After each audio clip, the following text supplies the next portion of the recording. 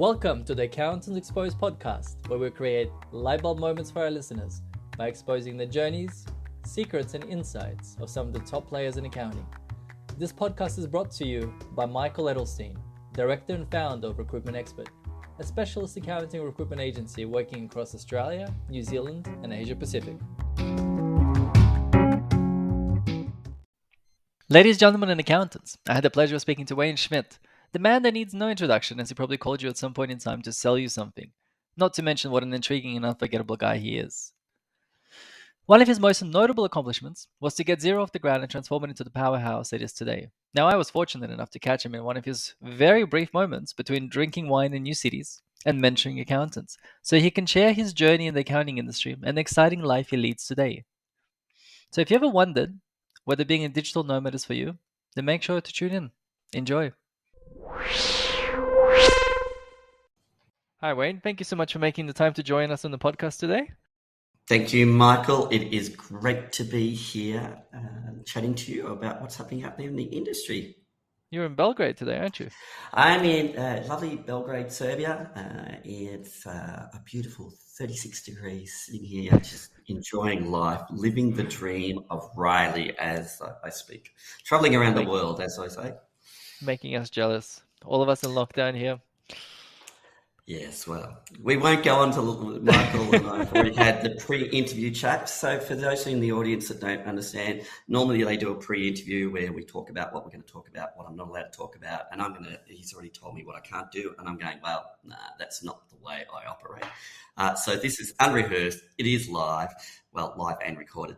So yes. Be afraid. Be very afraid. We are going to drop some truth bombs. He doesn't realise that he doesn't even need to talk and ask me a question because I've done it so many times. And I haven't spoken to somebody in Australia for so long because, you know, we're those digital nomads and work from anywhere type people. So, yeah, it should be a fun session. So buckle down. We're going to be walking to landmines here. Truth bombs and landmines. Yeah. Well, we'll start off, by the way, actually. What's the situation like in Belgrade with COVID? Oh, great question. So first of all, hey, for those of you that don't know me, so let's do some introductions. Hi, I'm Wayne. I like walks along the beach, horse riding, picnics. Look, I'm just turned 59, spent my entire life in the accounting industry in sales and marketing. I suppose my biggest claim to fame was launching Xero back in 2009 from my kitchen table in Richmond in Melbourne, Australia. So myself and my wife launched the Australian operation of Xero from our kitchen table. Oh, your wife was part of it as well? Yep, she was employee number one and she was employee number two, except that she didn't even get paid for the privilege of doing that. She just happened to be my wife and got locked in.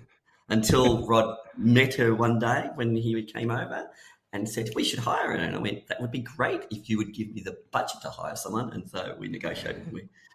So, yeah, I've always worked with my wife all my life. So I met her back at, for those people in the audience that don't know, I sleep around. I've worked at MYOB, I've worked at Reckon, and then I've worked at Xero. So, yeah, I've worked with three major vendors. You used to be a general manager at MYOB, and then you brought Xero to Australia, and now you've been a digital nomad for 3 years? Oh, 4 years now. 4 years, yes. And for everyone that's listening that wants to follow you around the world, I think your blog is at traveldineandstay.com. traveldineandstay.com. There we go. And you'll find all our adventures about where we're going at the moment. So we've been to 23 countries. We've visited 53 in our lifetime, but so far on this 4-year journey and our tagline is slowest around the world. We plan to just keep traveling until... Well, I'd like to be the last country I visit is the country that I die in, which most likely will be Australia when they finally open up the borders, to be honest, because we can't come back anyway. Not that we would, but yeah, we travel very slowly. We'll do 3 months in each country. So we've got 3 months here in Serbia, which is an amazing country. To think 20 years ago, we were bombing the shit out of this place. It's just amazing. And you'd sit here and chat to people. That's why this is so interesting. They're going, mate, we've had bombs dropped on us. COVID is like a walk in the park to us, like a walk in the park. They do. They treat it. You chat to people about, Australians have got it, and it's not Australians, it's your media. So I'm not talking about the individuals here, but by God, you've got it wrong. Like, this is just off topic. We're not supposed to talk about this yet, but it's just living under the threat of COVID. Look, more people have suicided this year than died of COVID. Come on. You're chasing it and things. These countries are so poor, we can't even get a COVID test. It's more than the average salary to get one. You pay for the test, and the average salary is $15 a day, and the test is $150. So it's more than a week's salary to get a test. Crazy. So you go, well. So do people do anything? Like, do they socially distance? Are there any restrictions at all in Belgium? You just live with the restrictions that is the Balkans, and every country will have different things, and we've just fitted in with every one of them. Do people wear masks? You wear masks when you go into the shop, and most people do. Normally around their neck, to be honest. You just laugh. Like, we've had COVID. Like, we caught COVID in Albania, and the ages situation, ago, or in February we caught it. Okay. It was a perfect Valentine's gift. You guys are completely fine. Yeah. I mean, the technique there, especially in Albania, where there is not much infrastructure for that, where their policy was, unless you're dying, do not come to the hospital. Don't go to a doctor. Just stay inside. So that's the one thing we want. Off. And so we had to go and buy food. So we would be standing there in a supermarket, knowing that we've got COVID. And so you're standing there going, mate, I've got COVID. You're 1 foot away from me. Try and move away. Like, you try and social distance as best you can. How did you guys know you had COVID, though? Oh, you'll know you had COVID, lad. Because of the symptoms. The symptoms, yeah. It's just the losing the sense of smell and taste and all that. Yeah, and also just the achiness. So I can see why people, like, it's so funny because you've got it. Like, it's not like man flu. Like, man flu, whoa, that's completely different to man flu. This, you're just really, really achy, and you get the diarrhea. So we got the whole enchilada, but it only lasted like 3 days, and then is that it? Yeah, 3 days, and it just depends, mate. Let's be honest. The thing about the elephant in the room is, look, if you're overweight, diabetic, and in your 60s, you're fucked, mate. You're gonna die. Simple as that. You are gonna die. We're both fit. Yes, there's going to be the 1%ers that die in their 30s and that. But geez, more women die from toxic syndrome from tampons than COVID. Let's be honest, on the normal scale of things in life. There's much bigger things to worry about. That's just my opinion. But mine's just different because of just living through it, seeing through it from a poor country's perspective, not a rich country's perspective. I think that, like, what everyone would say is just attempting to avoid what happened in Italy or US, where you just have an overwhelm of the health system. If you open everything, I agree, but the problem you've got is it's just different. Okay, America's completely different. I've been there. Seriously, put the donut down. Seriously, we don't plan to go back to America, so I can pay out on them now. Ever? No, I won't go back to America. No. Really? Why? No. Oh God, have you been there? I have multiple times. I mean, I've been to Serbia as well. By the way, you're talking to someone that's been to over 130 countries. I spent many years traveling. Sorry, I didn't want to burst your bubble. You bastard! No, that's good. Let's just talk about travel because everything. So the problem is people try and translate things. Like, okay, America's got the subway. Italy has an extremely aging population. It's extremely aging. I've gone through there, and so those small towns are very old. So if you're in your 70s, you've got a pretty good chance that it's not going to end well for you. That's the reality. You're just mathematically, I'm in a good zone. I'm 59 now. that's it. Oh, I love that you've done more countries than me. We should do. Oh, this is great. So you can't compare America. You can't compare the UK because the UK has got the tube. Let's just put 1,000 people in a small confined space with no air conditioning and take them to work. Of course, it's going to spread like wildfire. Here, like even in Albania, like when we're traveling through there, they don't have anything. Nothing. So they don't even have buses to go. I know. I had to hitchhike to certain places. It was ridiculous. Yeah, so you don't have to worry about that. So you tend to be walking outside most of the time anyway. So are you guys planning to get vaccinated or are vaccinated or not? No, well, we can't. Oh, luckily, we're in Serbia. Serbia is a little bit different everywhere else. So there is no vaccines anywhere around here.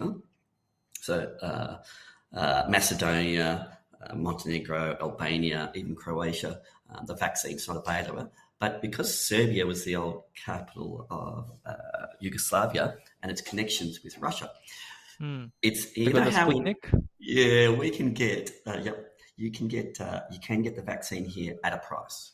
It's a bit Russian like one. No, you can get anything. This is still got that. Imagine going to Asia where on the street, you're in Thailand and they're saying, "Would you like a copy watch?" Here it's, "Would you like a vaccine?" He opens it up. He's got every vaccine that you would like. What would you like? Do we plan to get it? No. We'll resist until we have to. I was going to say, because with the traveling, it's going to get harder into the Western countries.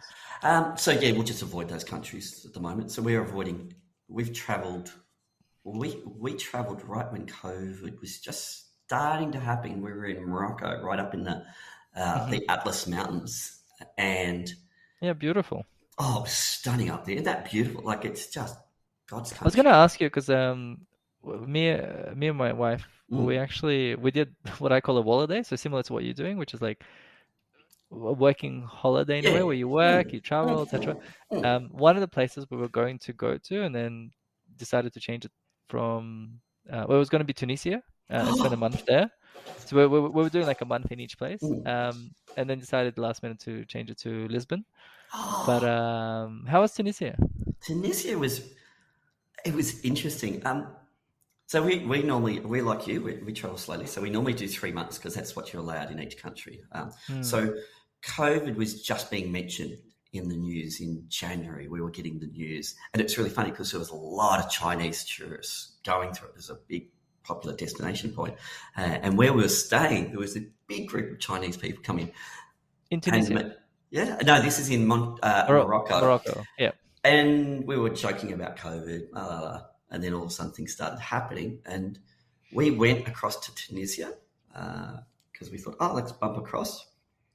We only had like about 6 weeks in Tunisia, but things went a little bit pear-shaped there. There was a suicide bomber at the US Embassy, and I happened to have been helping somebody on there. I'd met the people who were staying with. I was helping them with all their social media, and I'd gone into their office in the city, which just happened to be near the embassy. And this idiot blew himself up. Like, great, there's an arm. Like, not the smartest man in the world, but anyway, so he blew himself up, and I kind of like said to Sally, I can still remember. So I can understand what you went through. I said, Sally, I think it's time for us to leave Tunisia. You got 6 weeks out of it. Yeah, we got 6 weeks, but I didn't get to really see it as well as I could have. Is the wife going? Like, is the capital cool? The food, the people? Oh, people are great. Okay, so fantastic food, fantastic people, fantastic culture. You've got some radicals there. But that is such the one person, like everybody laughed. Like, it's kind of like, why'd you do it? It's generally considered a safe place, or used to be a few years ago anyway. Yeah, and it is a safe place. This was just one of those random, look, you can get a nutter anywhere in the world. Like, if we've had been in Melbourne doing donuts right in the centre of the city. I remember that. You get a nutter. So don't judge a country by the one thing. So would I go there again? Yeah, because it's right on the edge of that Mediterranean. So that was the first time Sally and I had seen the Mediterranean, and we're sitting in restaurants, eating the beautiful meals, having these great wines from these areas where, wine is everywhere. And you go, I didn't think wine would be everywhere. Cool. And you're getting Mediterranean without paying the pricing. Like it was just like we ate well. Sally still got a haircut at this little place, dirt street. Go inside these guys cutting a girl's hair, who ended up becoming. We found out that they've become quite famous now, and they've got this little barbershop just on the street, kind of like, and it's just adventures like that you would take away. I really enjoyed it. If I had Okay. time, I'd go back. I was More than possibly. Morocco or I'd go back to Morocco in a heartbeat. okay. In a heartbeat, I'd go back there. But we've got to promise because we're not like you. We haven't done the rest of the world yet. So, and I'm older, so I've got like I'm looking at my date of death, which is I'm supposed to die at 76 based on some software I use. I've got to get my skates on and start traveling a lot more. So, but Well, the you've got, problem is you've, we you've travel got, slowly. I was Where gonna did say you you've got do this? Sorry. you've got a slow philosophy, so I don't know. How many Yeah. countries does they give you before 76? Yeah, no, we are going to have to speed it up. How long did you travel for to get around to that many countries? Oh, um, there was a few like trenches. So like I did Mm. a first trip around the world when I was 20, a second one when I Oh, was 21, and then I did a really big trip when I sold my first company from 2013 to 2017, so about 3.5 years. wow. And that's just non-stop traveling, right? Mm, Um, with like, I stopped to volunteer in certain places, mm, stuff like that, and came back to Australia every year for my birthday because I'm an only child, so my mm, parents, they insisted on that. mm. And then every year I would travel for 3 months as well. So yeah. Wow. See, so So this is between what all of those kind of, yeah, travels, I got you around. can. Wow. Gee, yeah, because we're trying. We've chosen the approach of trying to travel slowly, Mm. purely to get really into the culture of the people and to slow the pace of life down. What other things? So, what did you get out? So, you've been traveling around. What did you get out of? What were your learnings for that 4 years of traveling? Ooh, it's one of the questions I was going to ask you. I love how you reversed it. We can both ask each other. Yeah. Learnings, I don't know. For me, it wasn't about the learnings. It was about, look, actually, no, I lie. The biggest learnings for me were in my first trip, I would say. And it Mm, depends on what learnings, like, mm, career, life, whatever. mm, So it depends on mm, what area you want to talk about. But mm. the biggest kind of like wow factor was my first trip around the world when I was 20. Because that's when you're young, Mm. the world's kind of your oyster, that sort of thing. And my biggest learnings at that point in time when I was still at uni. Um, and I started, I had this kind of trajectory. I'm one of those people like plan my life out on an Excel spreadsheet for the next 20 years. Mm. And I had this thing, I was like, cool, I'm going to do my degree, finish accounting, become a CFO, a CEO, etc. Had this trajectory sort of thing. And then you, my biggest thing was like, you meet all these people from all walks of life as you travel.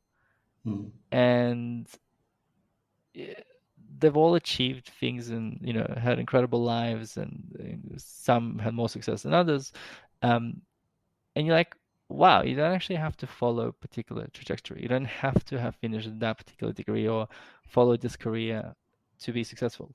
You could Mm. you could zigzag, you could go from A to B, you can completely change your career 5 times if you want to and still land on top. You don't have to Mm. just follow this one little path like they used to. Mm. So that was a massive learning for me. And that's kind of, if you look at my career trajectory, it Mm. became zigzaggy after Mm. that. Um, and then also, in terms of people, I found I enjoyed third world countries more than first world countries. Mhm. I found the more, well, I'll reverse it, the less you had, the more open you were. Mm. And I attributed that to the fact that the more possessions you have when you get wealthier, you buy more shit, you own Mm. more shit, you have to protect it. You Mm. put up gates, you put up security Mm. cameras, you put up security guards around. So you're closing yourself off because you're protecting your little possessions and you become more closed and colder as a person. Mm. So, my experiences in like South America and Asia and other places were like, people just would share anything they had, even though they had very little. The doors were open, they were fun, they were Mm. outgoing, they gave you the amount of time, because I hitchhike a lot as well Mm. when I travel, and because of that, I end up sleeping in people's houses. people will be like, "Oh, where are you staying tonight?" I'm like, "I don't know. I don't even know where I'm going to end up tonight because like it depends on, depends how far you go and what time we get there and what time sunset is." And they're like, "Let me call my wife. You're coming over." They call their wife. Wife, we've got a Yeah. guest tonight. So start setting up the table. I'm like, and that happened so many times. It's ridiculous, but it only happened in poor countries. Yeah. Whereas I found when I was in wealthy countries like Norway and all of those like Yeah. super wealthy ones, I, I would, have the same conversation. They'd be like, "Oh, where are you staying tonight?" It'd be like Norway and north of Yeah. Norway, and it'd be like Oh, 50 degrees Celsius at nighttime, and we arrive at night, and we're like, where are you staying?" I'm like, I don't know. I haven't booked anything because I usually, I usually don't book anything. I just kind of see what happens. And they'll be like, "Oh, well, there's this nice church and that nice place you should check out, and yeah, all the best with your journey." Zero care for your fellow human being.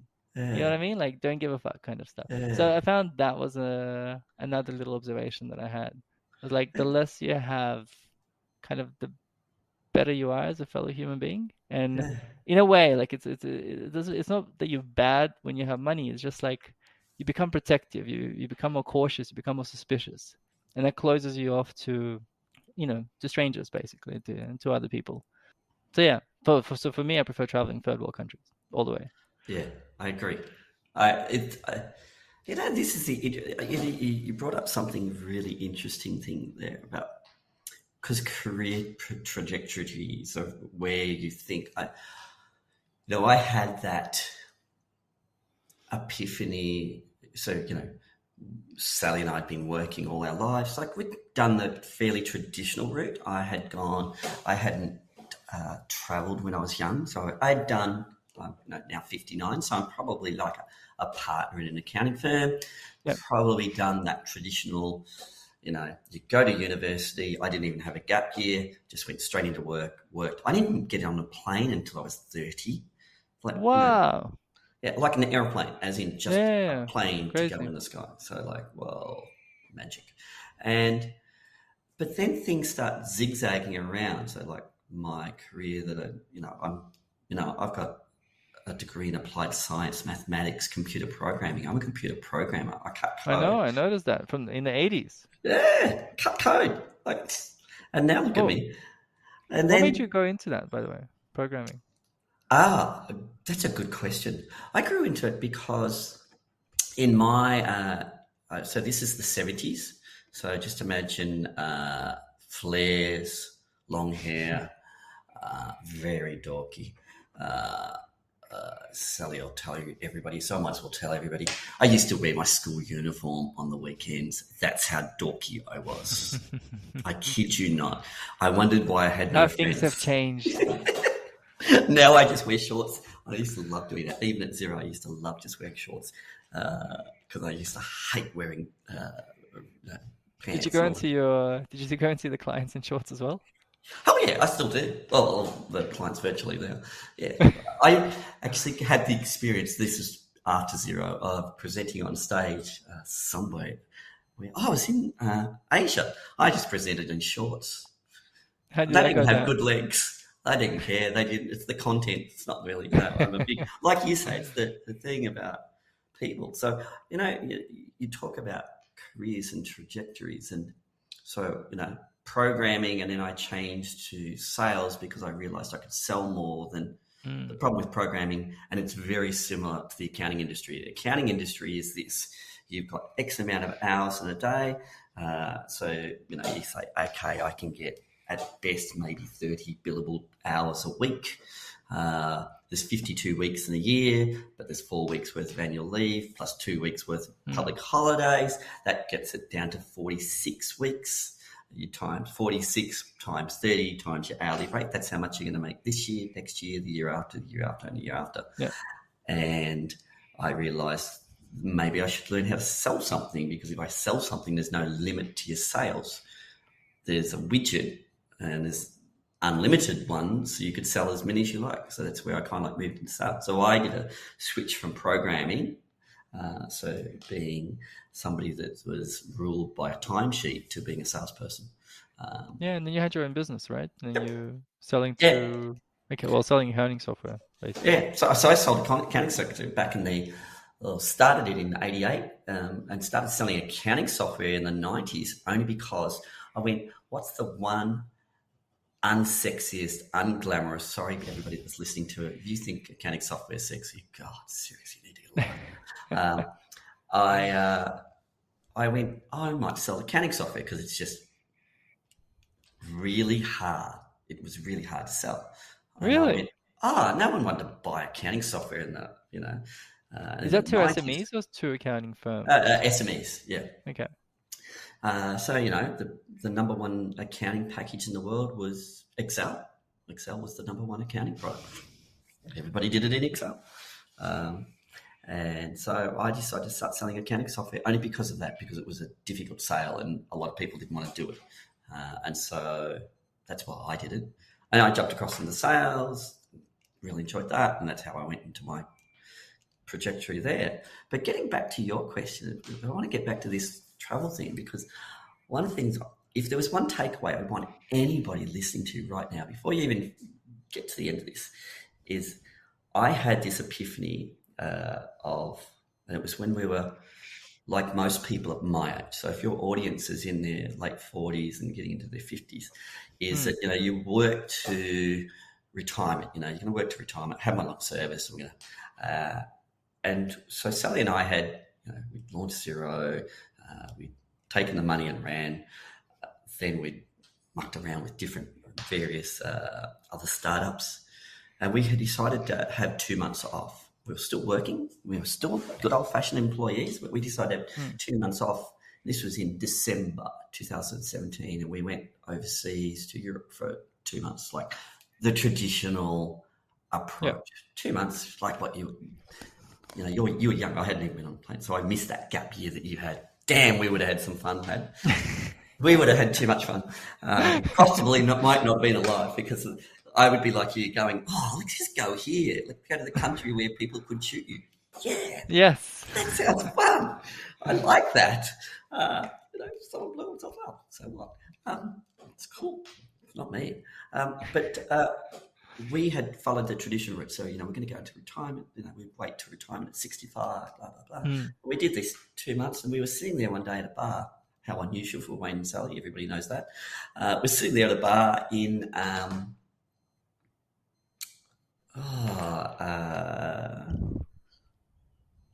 it'll come back to somewhere me. in the world. No, it's in Europe. Salzburg.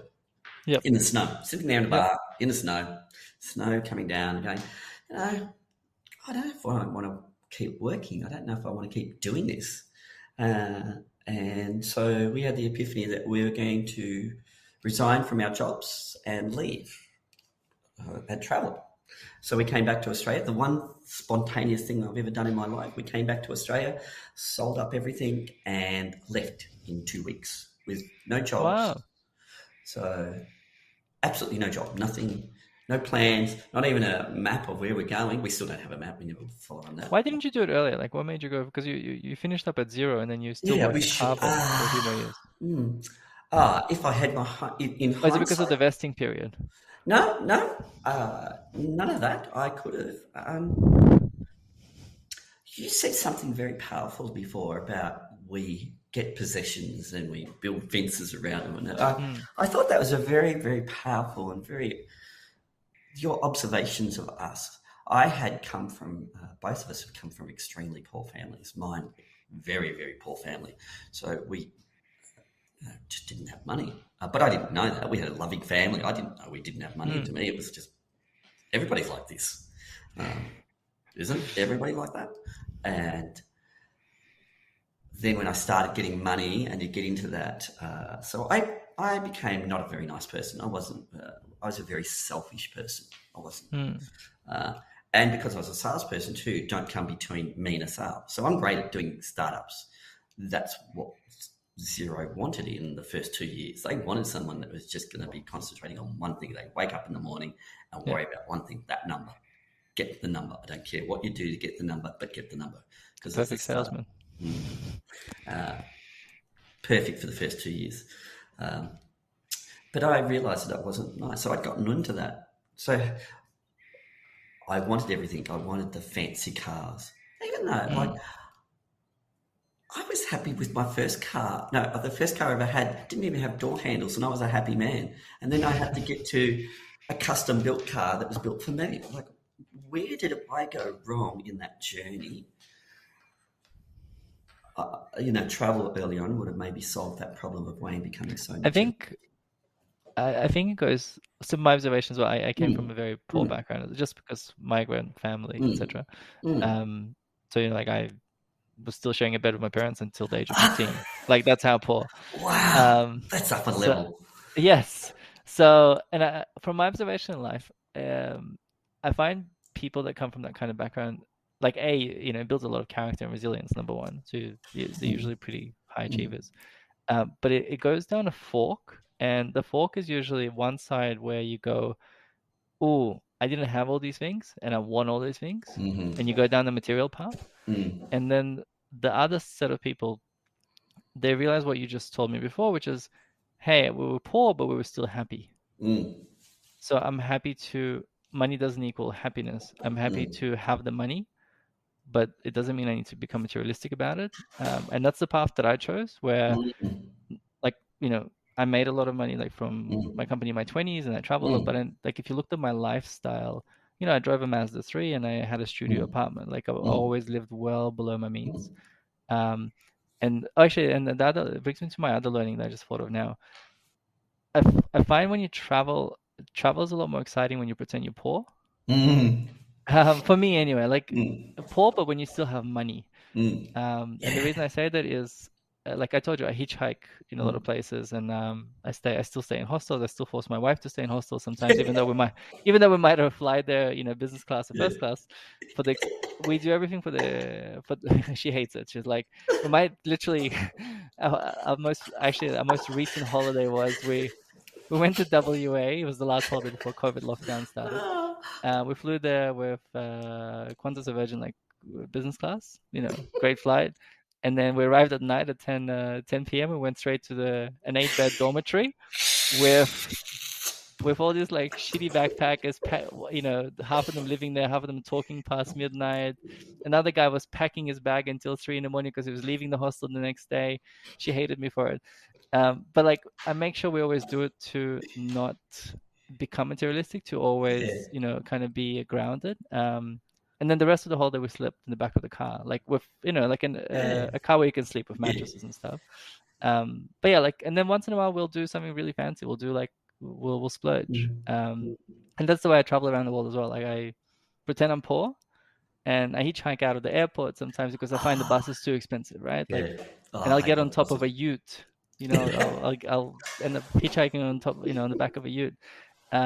But I always have money for the experiences, and Mm, I'll be staying in a hostel, but I'll be dining at a top 10 restaurant in the world and mm, spending $700 mm, for that dinner, or mm, $1,000 for that dinner, right? mm. So that balance of, you have money for the experiences, but you have the experience of being a normal, regular person that just connects with everyone. And you get to meet people that you otherwise normally wouldn't, because I find what I observed is when you have money, you have everything taken care of. Yeah. Like you have a limousine transfer, you go to a resort, you stay at the resort, you have a butler does everything, then you get a driver takes you here and there. Um, there's very little that goes wrong, so you're missing out on the experience of life and the connections with the regular people, Mm, and having that cultural kind of interaction, and yeah. getting to know humans and making friends and making connections. So that's what I found. I People miss out when they have money and they act like, they do the money thing, which is get Mm, everything organized for them, and be isolated from the experience. Kind of like the way the Americans travel, right? They fly to a yeah. place, they have a resort for 7 days, and they say, when you speak to them, like, oh yeah, I went to Dominican Republic, yeah, I went to Puerto Rico, yeah, I went there. I'm like, but what did you do? Mm, Yeah, well, they had a resort for 5 days, mm, yeah. so that's not really That's traveling for me. yeah. I consider that a holiday. I know you're very similar. Your style is very similar. We had the so we now so yeah. So we travel. We don't holiday. And that's sort of like when we decided to leave Australia. Like we packed everything up, and I realised how much shit I have, and it's just shit. And I call them trinkets, like Yep. trinkets. And the funny thing is, I had a watch collection that was stupid. And you go, I can only wear one watch at a time. I didn't even And wear watches. and I, Never won a watch in my life. I never understood it because I'm like everyone has a phone. I never understood the purpose of wearing a watch. But I oh, was in a I, generation where you had a phone, like you had yeah. a Nokia. I guess before that, you probably made Yeah, sense we wearing a didn't. watch. Yeah, we didn't. Yeah, our era, you didn't have. Yeah, Mm. we had the era of, there was nothing except your Your watch, watch, yeah. and it wasn't even a digital one because it was an old mechanical one. But what I loved was, so our life is now two suitcases. We just have two suitcases, two medium-sized suitcases, Mm. um, and that's it. And that's got our winter clothes and our summer clothes because we either hit. Yes, that's the annoying thing about traveling long term. Uh, The two sets, yes. And because the two jackets you're going to have take up nearly half a bag because you have to be for proper snow weather, and it has to be. And it's the boots. The boots are the killers. But when we decided to leave and travel, see, the problem you get, like, and I'm going to do a blog post on this because, and I saw it, and it was a really powerful way of trying to understand your life. Which was, and it was shown to me, is you get a piece of paper, just tear off a piece of paper, make it a foot long, a meter Mm. long, divide it in half, and then you start breaking into the sections. So the first section, when you're up to 20, so the first quarter of your life, rip that off because that's gone, because that's just getting you to educated. Now, assuming that you're going to live to, say, mid-70s, you can then do another third off. Then you go, okay, we're going to work nearly for at least another 40 years, Hmm. okay? And then you end up with this tiny little scrap of paper, and that's the bit where you're supposed to have retirement. And that's when Sally and I realised. We realised a bit late, like if I had my time again. You raised up a good point. We should have, when I left Xero, just started travelling then. But hindsight's good. Because that's like I'm passionate about now, is to try and get people to understand that, COVID has done some good things for us. It's allowed us to work from anywhere. Mm. If there was one thing that people said, oh, there's nothing happened in the accounting industry for the last 10 years or whatever since Xero came out. And I'm going, yes, it has. COVID happened. The accounting industry has moved online, whether they liked it or not. The accounting industry moved online. The world moved online. We Yeah. don't have to say the mute button, bottom left-hand corner. Everybody knows where it is now. Share button, it's the one in the middle, green one. Click that. We don't have to do that anymore. So the world has now understood that the workforce can be not work from home, it's work from anywhere. That's the big difference. Like us, we choose to work now, and we choose to work because I've seen too many of my friends die because when you either retire with money, you drink yourself into oblivion, or you just give it Mm. will. You don't. So we want to do what you like, that working and traveling, because then you get to do some great stuff with charities and I call what. it a holiday. Oh, A holiday. that's a Yeah. I'm still waiting for it to take off and become, part of the lexicon, but holiday, spread it out. yeah, and it really is, because I think we think the route is that we have to work, and then retirement. It's all going to happen, and you're leaving to the time when you're physically not possibly in the best situation to Mm. travel anyway, physically, to really explore and get off. Like you say, some of the best times I've had so far is the most unexpected things of, like you say, like we were in Morocco, we didn't hitchhike, but we got on nearly any form of transport you could get to get places, because that's how we travel. We don't plan our Yeah. travel. We plan it the day we wake up. We go, Mm. we're going here. So you go into the market and you'll find somebody hopefully with a car that has four wheels. Yep. Don't fall off, and you just jump in it, and then you hopefully get you to the next place, and you just have adventures on the way, and you see stuff, and you just you're standing out in the middle of nowhere eating food, and then you're just cooking on the side of the road, and you're just going, oh, this is great. So it's different, but I think this industry, our industry, the accounting industry, should be embracing the work from anywhere. And work from anywhere means having a distributed team, because the problem we have fundamentally is your catchment area. If you're an accounting firm, if your practice is in Melbourne, say in one of the suburbs, Hawthorn, your catchment area is 3 or 5 kilometres. That's it. So you're basically going, I'll take the best of what I can get from there. Instead of going, I want the best irrespective of where they are. It's fundamentally, you're not having to limit your Talking about catchment. staff or Yeah, clients? Yeah. staff. Okay. And clients as well. Clients is fantastic. You can get, traditionally accounting firms have always got their clients from where they're located. Now you can go, well, I can pick a particular niche and go, I'm going to service that industry really well and have a really deep understanding of that industry. This is what I constantly, I see this argument, God, it's 2021, kids. If you're an accountant listening to it, geez, I've been nagging on this since I was at MYOB. We talked about fixed fees back at MYOB. Heather Smith, if you're listening to this, I was talking about that back in 2002. It's nothing new. It's 20 years old. For accountants, you are doing fixed fees. It's just your frequency is annual. You never increase them. You increase it by a couple of percent. It's just your frequency of payment is annual. Just divided by 12, you got monthly. There wasn't that difficult. It's nothing novel, right? Yeah. And so picking, niches where, and accountants go, I don't know why, and I don't need to niche. And I go, it's really simple. Doctors, do you go to your GP or do you go to a specialist? Which one charges more? I like that analogy. Pretty simple.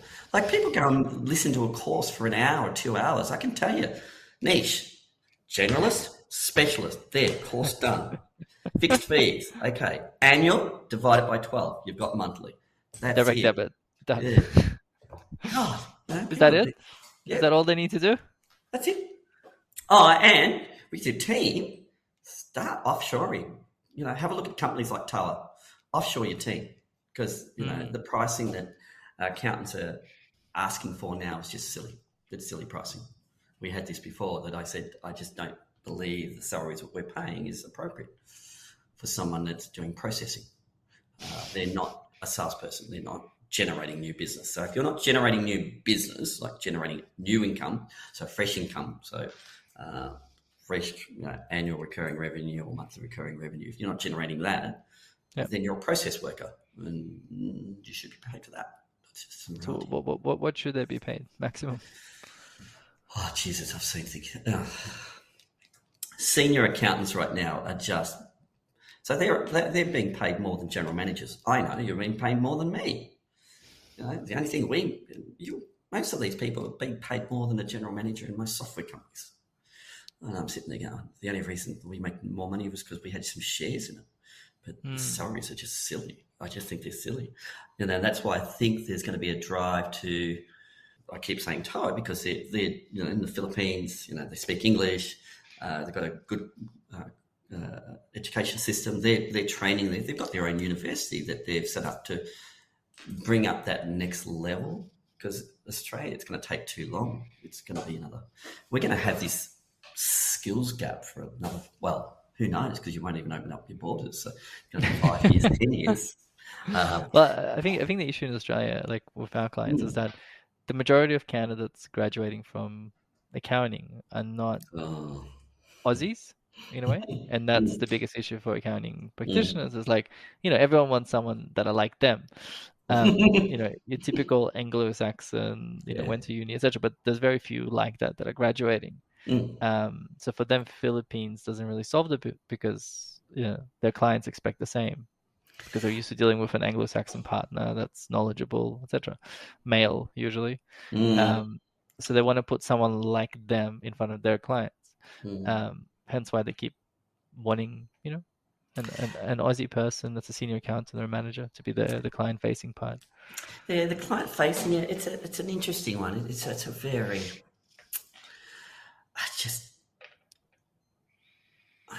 I've seen some business models, because if you're running it as a business, you wouldn't run it the way it's being run.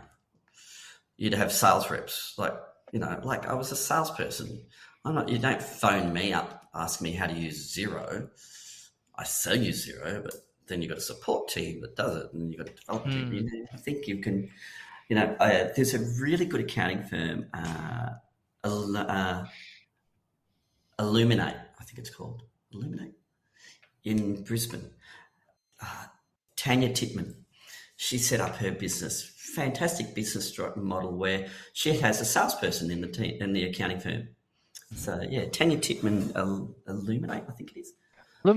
Illuminate or Consolidate? Because Illuminate Consolidate, yes, Consolidate. Yeah, That's Andrew Vanderbeek. That's Andrew Vanderbeek. Sorry, Andy. Look, every time I say your name, we can all have a sip of scotch. And yeah, you still owe me a bottle for some reason. I just made that up to you, Andrew. No, yeah, that's right. Yeah, Consolidate. How's it work? Like, how's it working for her?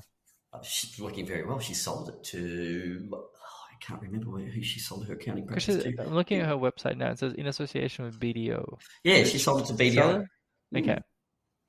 That's how well it went. BDO bought it. And so she had a salesperson in the practice, and their job was to generate new business, go and get clients.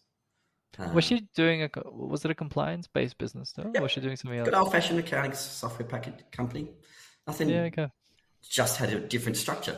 And I wished I could remember the lady's name in the team that I interviewed her once. Fantastic lady. You should interview her if you get a chance, because her job was to generate new business. So she was a sales. So their accounting firm had a business development manager, BDM. Mm-hmm. Do you remember her name? I'll search through and I'll send it to you. Okay. I remember, because she'd be a great person to interview. So you recommend that, having a BD person? Oh yeah, because at the moment, the way the structure of an accounting firm is that the generator of new business is the partner.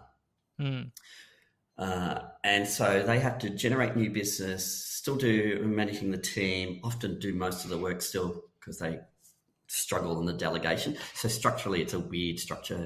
Some accounting firms, I've seen some good ones that have got proper structures with the CEO, and they start with the CEO, the larger ones, and then I love that structure. That works really well for growth and to sell it. At the end of the day, if you don't have an exit strategy, what have you got? And I know that you can sit there and you say your fees, and it's about $1.20 per dollar on average. But if you want to make fuck you money, the $1.20 isn't going to be fuck you money. It's going to be, okay, it's kind of like your super fund. So, does the job. Yeah, it does the job, but it's not going to let you retire early or something like that. So it's interesting, some of the structures I've seen and some of the cool things that industry does. So yeah, the other problem I see with accounting firms is that, because the partner has to generate new business, and I see this where they go, well, they don't have any formal sales training, yet they're supposed to be generating new business, and they haven't done one sales course in their entire life. Yeah. You should do some sales training. And then they don't give themselves sales targets. It's so easy. We're just going to increase everybody's fees 5% or 10% this year. Well, you're not really growing. The firms that I mentor, we have a sales meeting each week, and I go through all their sales, going to, what are you doing this particularly? Where are you at? What are why did you get an objection? Because they'll sometimes say, I've got an objection. I went, why did we get an objection? You shouldn't be getting an objection. Or why are we chasing up this sale that's not worth you getting out of bed? One of the best things accounting firms could often do is get rid of their low-paying clients, because the only way you're going to get new clients is to create some capacity. And to create some capacity, you're going to have to get rid of some clients. And that's why we have HMO. I agree. Sorry. What sort of sales training are you recommending to your mentees? Just anything, right? Just anything's better than something. That's the funny thing is, I've offered so many conferences. There's just one just running now. It's going to be running soon. And I said, would you like me to do sales training? Oh, no, we don't need that. And I was offering it for free. And I was sitting there going, they don't need sales training. We know what the industry wants. So we're wanting to do a conference that's different. and we're going to do lots of different stuff. And I can guarantee you've never had someone on stage teaching you how to sell. And getting accountants to sell the invisible. The accountants have one of the hardest sales out there. You know, say you're selling recruitment, you're still selling. I would say that's the hardest sale. Yeah, that is. But you're still selling a person, and like a person comes out of the sale. Like, get this person. Hey, cool. Whereas accountants, this is the sales process for an accountant. So, Michael, you're my client. So we come in, we have the meeting, and I go, look, I know I've seen you once a year, so the trusted relationship. That's bullshit. My trusted relationship is my hairdresser. I see them every month. My accountant I see once a year. Yeah, I don't even get to see my hairdresser at the moment. Yeah, lockdown. Your hair's looking Probably great. won't see them until November, December. Yeah. So apologies for the look.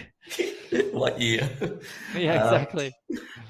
So think about the sales process that's going along here. So we're having a conversation. And I go, oh, by the way, thanks, Michael. Been really good. Look, I've done your accounts. I've done your annual accounts. And look, you were going to have to pay $30,000 tax, but I've got it down to $20,000. So you're going to have to pay $20,000. Now, here's your set of annual accounts. Now, you're an A client, so I'm going to give you the leather-bound folder. If you're a D, you get the plastic one. Here's your set of accounts. So you're going to have to pay $20,000 tax, but I've reduced it down by $10,000. And by the way, your account's going to cost you $5,000. Like, I'm going, what? Now, imagine someone going into Harvey Norman's and going, I'd like to buy a new 60-inch LCD screen. 18-year-old kid goes in and does what we call fab selling, features, advantages, and benefits. He goes and goes, these are the features, this TV, blah, blah, blah, blah. You walk out, you spend your $2,500 and you have a big 60-inch LCD screen. Spend my $2,500 or $4,500 with you, and I got nothing. For you. You're sitting there going, so the value exchange is really hard. There's no value exchange. Yes, I say $10,000 tax. You don't perceive it that way. So it's a value exchange. So that when you say you don't perceive it, what do you mean? Because like for me, I perceive it. Like the reason I even get my accountant to average mug out there. Average mug doesn't. They just don't actually tell it to their accountant. We all sit there going, no. I've seen it so many times where accountants, and don't forget, accountants fundamentally, their sales methodology isn't FAB. It's not features, advantages, and benefits. It's not spin. It's not solution selling. It's nothing. It's specifically a sales methodology called switch. How does an accounting firm get a client? I'll ask you that. How does an accounting firm get a client? Traditionally, referrals. No. Where do they get them from? Traditionally, referrals. No. Where does that accounting firm get the client from? In what way? Explain. They get it from another accounting firm. From that perspective, okay. Yes. Unless it's a new business. So like I have accounting firms. And any accounting firm that wants a new business client isn't the type of accounting firm I like, because that client's got no money. Okay. I want to get an established business that's been in business for 5 years, 10 years, is not going to have to go through all that pain of will they even be able to afford to pay me. I want an established business, 5, 10 years at least. Okay. So I have to get them off their existing accounting firm. And this is fundamentally the issue I have with the industry at the moment. And fundamentally with like lots of the conferences and the speakers and all the same shit that everybody talks about is if fundamentally you're using a switch methodology for selling, same as Optus. Optus uses a switch sales model against Telstra, and Telstra does it for Optus because that's how you get clients. They switch them from Optus to Telstra, Telstra to Optus to switch sales. So if you're doing switch selling and switch marketing, this is where you get the disconnect. You know, like I see people who outsource their marketing, like their social media, to other firms, to people who will do their marketing on bulk. Like they'll get newsletters from other people. There's a couple of firms around there where you can go and they'll do newsletters and they'll do your social media. Someone outsourcing your social media is like outsourcing your relationship. Like, here, make love to my wife for me because I just can't be bothered. It's just like, make her happy. I don't know. Like, it's just a silly outsourcing your social media marketing. So if you come back to the fundamentals, is if we want to switch, the last thing you want to do is look like the same as every other accountant. And yet, what does every account look like?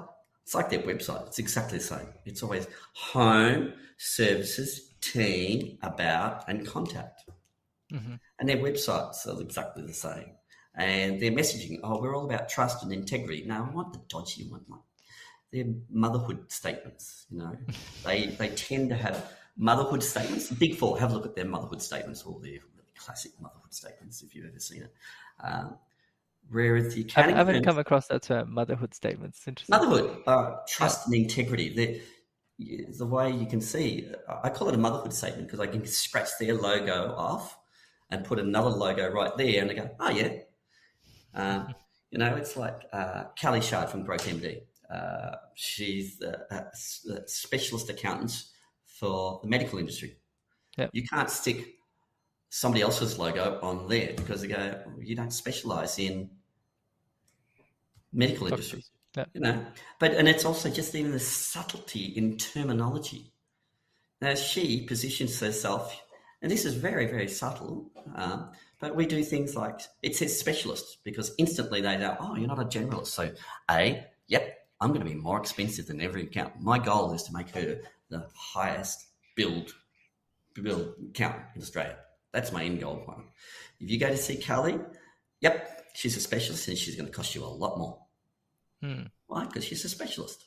So it's getting that, and that's why, you can then sit there and you've got something that's also very valuable to sell in GamePoint because you go, see this database?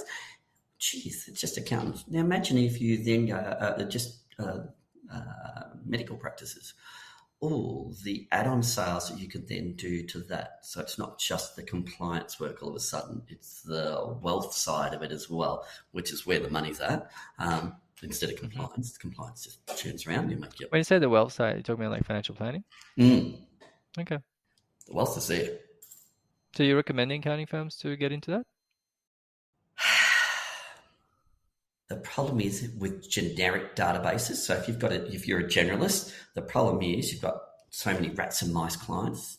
So unless you've got a great client base, there's have a look at. Here's everybody. Everybody should look at this website, PracticeSuccession.com. Go to his website. There's an accounting firm that just got sold to a NASDAQ listed company in America. And he sold this firm for an undisclosed sum. You dig around, you'll find it. Let's just say my Xero shares were nothing compared to what this guy did. What made the practice special? That's the secret sauce that Colin did that I don't know the answer to that. So I don't know. But it's very interesting. This is like he made serious fuck you money, like more than just a stupid amount of money. This is an Australian accounting firm sold to a NASDAQ business. Okay. Yeah. Go to PracticeSuccession.com. Have a look at it. Does it tell you what the name of the firm is? Or? Yeah, have a look. Just go onto the website now and we can tell it. So Colin, this is a 5-year sale. It structured the practice the right way to make this worthwhile. I just can't remember I can't remember. I should look at it myself. Is it practicesuccession.com.au? No, just .com, Practice Succession. Here it is. Ferris Group, FE. Ferris Group sells to focused financial partners in the US, even listed on the NASDAQ. Okay. The Ferris Group was established 1979, sole practitioners, accounting, tax, financial planning, and mortgage broking. A really interesting case study. Very interesting case study. Okay. So what are the takeaways from that? I think one of the things is build to sell. So is your practice scaling to be built so that people, that database, you can just move it. I don't want to deal with the partner all the time. So one of the I think I'm catching up with Colin tomorrow, actually. Oh, good. Ask him about this one. This is a good one. Yeah. It's tomorrow morning. good case study just to see, like this is a 5-year deal that it takes. This is a problem. I think that so all these things, accountants needing to become, I still think get more specialists, and you can do it at any age. Specialising in and just going, well, let's clean our database up. Let's make sure we've got a really good database of A clients, and instead of having D clients, get rid of the D clients. Having a sales strategy and a marketing strategy that makes us want to switch. So I don't want to look like every other accounting firm. That means I want to challenge. I've got clients like Mazcorp, their website that's based on ice cream, gelato, because it's just so different. And we just went, how far can I push your brand? And they said, because they had a tagline, accountants that dare to be different, and their website looked like everybody else's. So I went, you're exactly the same. You're not different. The same. That's kind of things that I would suggest. What do you use to produce your websites, by the way? I use Wix. This is something. Wix? Okay. Yeah. I don't like WordPress. There's multiple reasons, mainly because of the open source nature of it. And because of probably my background with Xero, I like platforms that everybody's on the same version. So the beautiful thing about Xero is it's a paid product. WordPress, it's free, and you get what you get for free. I like Wix because of that nature of it. Everybody's on the same version, constantly being developed. Just the security is a bit stronger on it. I just like the security factor alone. The majority of accountant websites in Australia are not secure. So if you're an accountant listening to this right now, look on your website. If it doesn't say HTTPS, S for secure, your website's unsecure. The vast majority of accountants' websites in Australia are not secure, and the vast majority. What about Squarespace? Have you looked at that? I just picked Wix only because you pick something like it's like some accounting firms. You go Xero or Cubia. You pick a product. That's where I've seen your websites. They're beautiful websites. Thank you. It's something I like doing. It's my little passion project. It's something that I get so much fun out of. I'm doing a new one right now that really going to push some boundaries on just how far I could stretch a brand. So I like just really just pushing boundaries. And what I love is doing websites where, like Callie's website, the first website to the current one, and we just did a refresh only a month ago. Because I like refreshing them. I get a bit bored. And so I like to refresh them so that I go, what's the latest? And there's some really good design trends coming out. So I'm in that fortunate position where I get to play. Yeah. So you've gone from a programmer to sales guy back to websites and programming and design. Yeah, and design, especially the design, because I love that part. So my mum was an artist, and I can't paint to save myself, Couldn't paint. And so, but it gives me that ability to just, and what I love about designing websites is it mixes three things: design, which I love, sales, which I love, and marketing, which I love. So that I use this, and to me, a website's a hammer. At the end of the day, you want a house. So tell me what you'd want. And so, we're building it. Okay, so are we building this practice? What do you want to do? Do you want to sell it? How much money do you want to sell it for? I always start. That's my opening line to any of my clients, is because that's how I choose whether we should work together. Because if they don't want to grow, like if you're going double-digit growth, I'm going, just probably not going to be a good fit for me. Because unless you want to keep doubling every year, we're just not going to get along, because I'm going to either drive you into the ground by you not hitting your sales number, or I'm just going to get bored because you kind of just don't want to grow. You're happy with 10% or you're happy with 20%. That's just, could you imagine Xero growing at 10% or 20%? God, it would kill me. It would shot me. You just can't. And then, so that means you can then push brands as well. It's a funny industry. Like this industry is still, it still goes through a lot of change. They've gone through, they have to have constant change. They've gone through, think about some of the changes they've done. They've had the move from ledgers, just good old-fashioned ledgers, to computer software, and that was DOS software. Yep. Then Windows software, then cloud software. Then they've gone from non-GST to GST. They've moved a little bit more to value-based pricing and fixed fees. And now they've gone through this massive change last year, which was work from home, which I would like to change to work from anywhere, which is going to be the next big step. I think they'll eventually twig that, hey, we could just do this. And that means, oh, great, I could actually get accountants from maybe New Zealand. Same time zone, same everything. Pretty cool. Same geographic region, no accent. Could be some interesting things there that are poaching of good staff quality. Like if you're talking about next tier staff, like senior accountants and above, there's some opportunities that the having them in the office and like we said, this whole office environment thing is going to change. Why have full-blown office?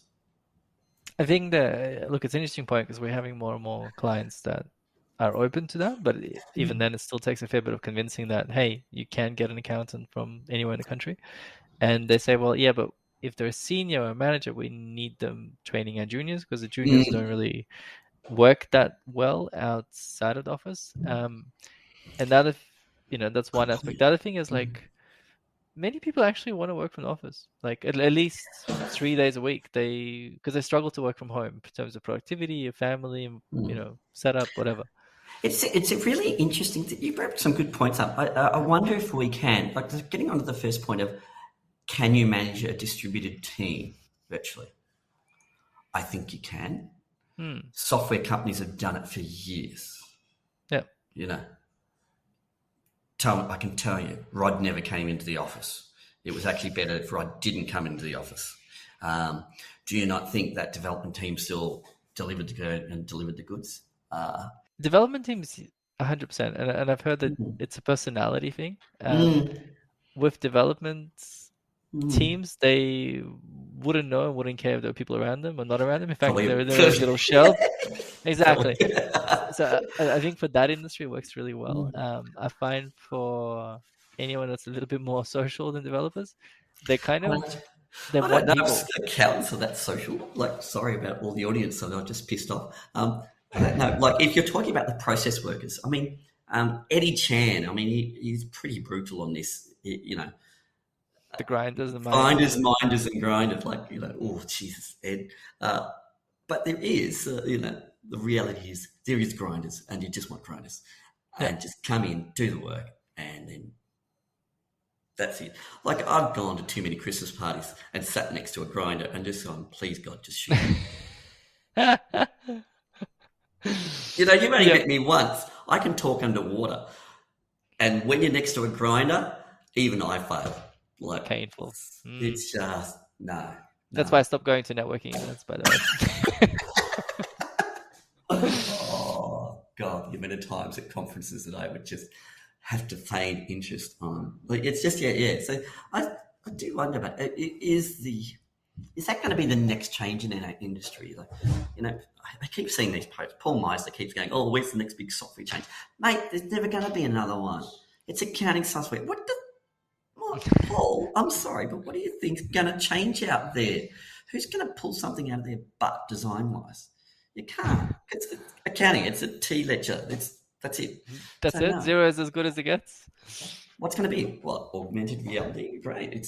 Look, at some stage, hey, it'll code all the transactions, the bank will code everything. But what the big change is, we're not talking about the people factor. I think we're in the people business now, especially you. The people business is interesting. Now, where's the change in that and this whole work from anywhere, distributed workforces? I think that's going to be the change where, look, people will use technology and be more I've just seen Zoom has immersive view. If you haven't seen that, play with immersive Zoom. It's called immersive view. English, Wayne. It's a second language. Is this mic on?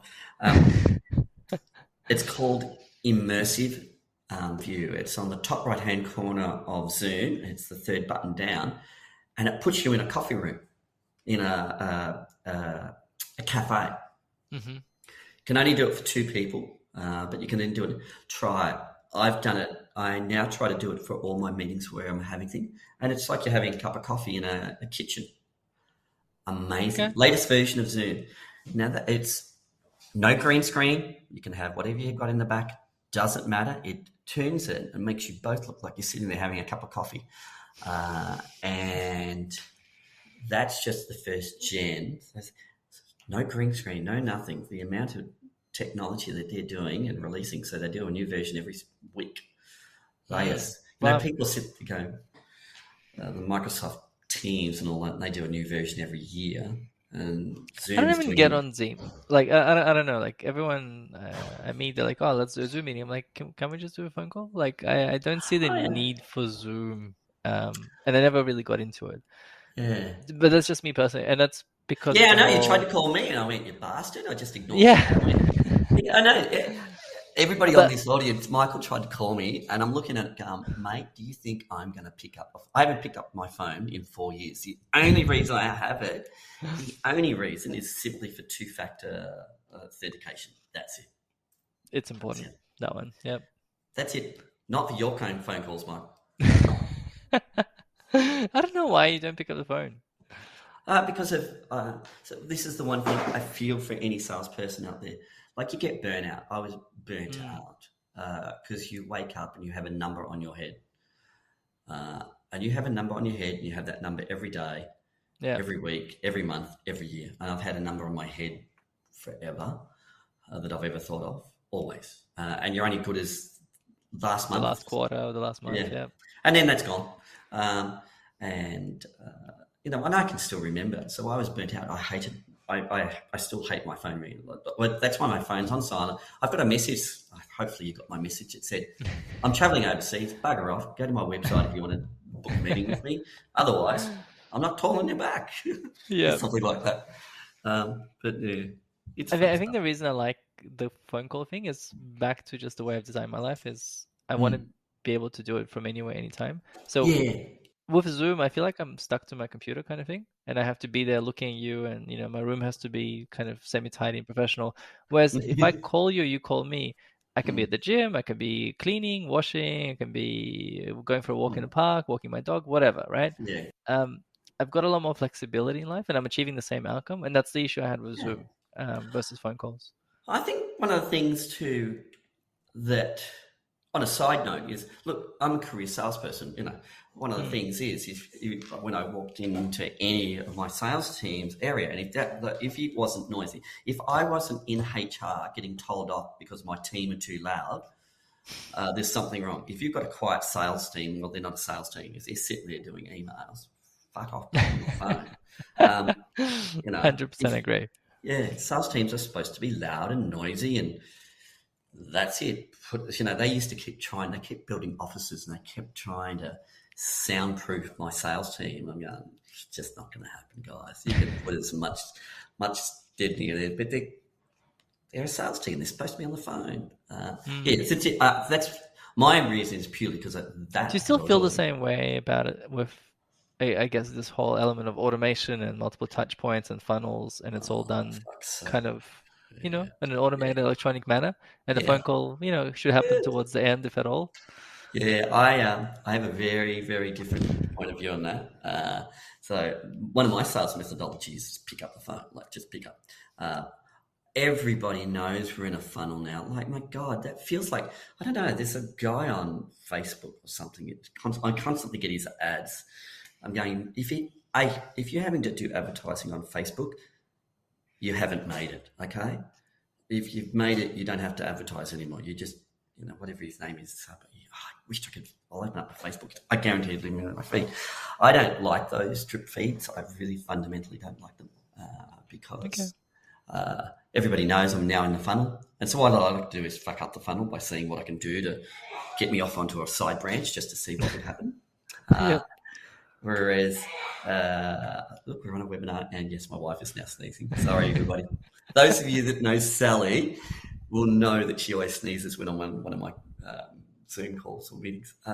I still like phones because it's not B2B. It's never been B2B. That's crap. It's P2P, person to person. Always has been, always will be.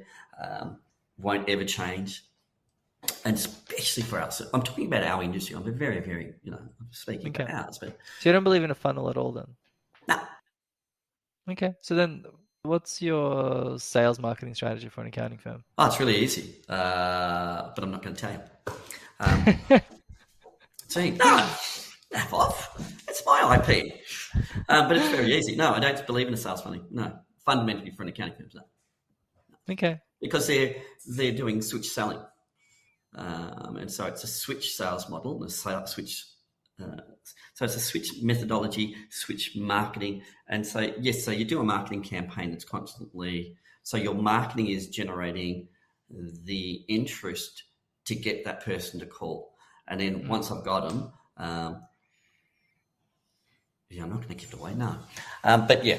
Come on, man. That's the whole point of the podcast. No, it's really good To get some secrets from you. Nah, good try. You know, the funny thing is, I really enjoyed talking to you because you almost got that out of me. And then I've just realised as I was chatting, I'm glad I actually said that they said, no, we don't want you to speak. Because I just would have given all my IP. And I went, nah, stuff it. No, I'm too old for that. I'm not giving away my IP. People believe in sharing IP now. No. Implement it anyway. That's because they're stupid enough to do it. I'm not. I'm having too much of a good time. Like, there's one takeaway I could kind of get people to is really reflect on how short life is. I've got to give you so many points for traveling when you did. And if there was one thing that I regret is not traveling earlier, holding it to now. I love that I'm doing it still. Like, I'm forever grateful. Like, but you traveled in periods now, like even now where we're still going. I know that for a start, the Sahara Desert is polluted, kids. So if you think you're going to go and see something in 10 years' time and you don't see a plastic bottle anywhere and it's all beautiful and sunshine, moonbeams and fairy floss, that ain't happening. That was one of my reasons for wanting to do it at that early. Well, there was two reasons. One is like I just know stages in life. Like if you want to have a family, then there's obviously restrictions. B, aging, and the fact that you can't predict when and if you can travel due to kids or due to your health kind of thing. So why risk living it until you're 50 or 60? And three was exactly what you just mentioned. It's like the world is getting way overpopulated and way too connected into like technologically that you'll lose that element of adventure. Yes. And the sites themselves, today they're here, tomorrow they might not be. Yep. Certain things just might deteriorate, might be underwater by that time. The jungle might not be there anymore. Might build a building over that place, etc. Like things change. So if you want to do it now, kind of thing. Yeah. So that's always been my philosophy. Hence why I did it kind of at that younger age. Yeah, do it like that.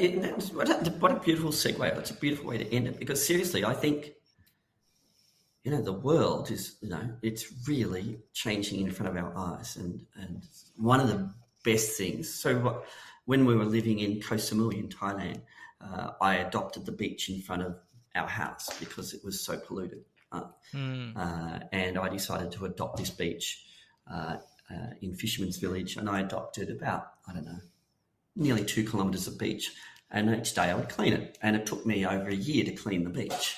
Wow. It was extremely, and this is one of their prime beaches, but it's extremely, extremely polluted. And I left it like in this pristine state, and I have noticed that because of COVID and the closing, like the beaches are like white, and then you come here in the Mediterranean, and you go, "Nah, I'm not getting in that water, mate." No. Really? No. Oh yeah, yeah. Montenegro. Ooh, yeah. No. As you get further into the Mediterranean, as you keep going in, no, because you can see what's going in there, and it's just, it's. So this is what people, I haven't been there in a while, so I don't know. But back then, I remember the beaches were full of cigarette butts, but the water seemed okay. No, now it's sewage. Really? Wow. Okay. Same with my beach that I inherited in Thailand, and because I cleaned it, but I never swam in it because we knew where the sewage outlet was, which was just like 500 meters up, and we go, I know that. And we constantly try and tell people, don't swim. Zurich. But anyway, I went. yeah, I think, go and see the world while you can. Trust me, life is very short, very Yeah, fleeting. true. Uh, Wait, what were the major differences for you working between, like, you worked at three major places, Recon, MYOB, and Xero. What was the difference? Good question. Jesus, that's a good question. It's almost... Yeah, I'll tell you why I left. That might help explain. So why I left Recon to go to MYOB was I went to work at Recon, and MYOB was the number one. It was just number one. And we gave MYOB a blood nose. We ran these big road shows around Australia, and we'd almost caught up to be 50-50 market share, like almost 50-50. And then they just simply made me an offer that was too good to be true. And I had workplace bullying at Recon, so severe workplace bullying in a time when that just was swept under the carpet. And Greg, I've not responded to your message, but I will. So thank you so much for that message. It was really appreciated. 15 years later, I appreciate it, and it's water under the bridge now. But at that time, it was so I left because of that to go to MYOB, and I left MYOB because I could see the writing I was on.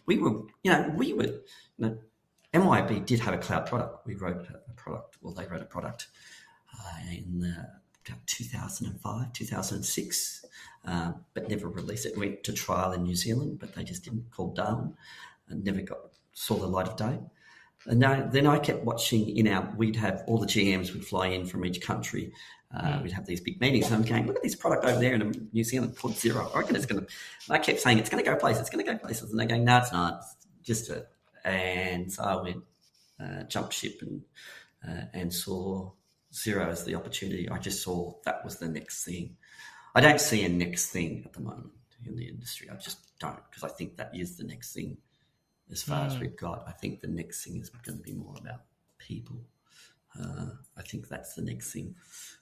The working remotely part. And whether it's working remotely or better technology to enable that working remotely. I've seen some stuff. Greg Sheehan is doing some stuff in New Zealand with a product called Playbooks. That could be something that might take off. What does that do? It's for running. I can't remember. It's running better meetings, having better structured meetings by utilizing technology better. So instead of just having a Zoom meeting, but no one's taking notes and action items, and trying to get better structure around meetings. Now, Greg, I'm sorry, I'm bastardizing how to present your product, but kind of like that's my perspective of it. Because the lack, having a meeting for the sake of a meeting with no outcomes and no agendas, and then no follow-up, and okay, so we said we're going to do this, did we do it, and where's the knowledge base? One of the things you get is, and you would have seen it in your life, corporate history. I call it corporate memory.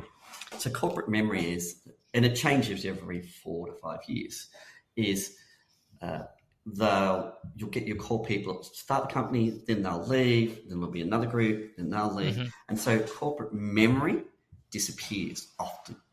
So you'll see them do something and you go, we did that 4 years ago, you naffies, and it didn't work.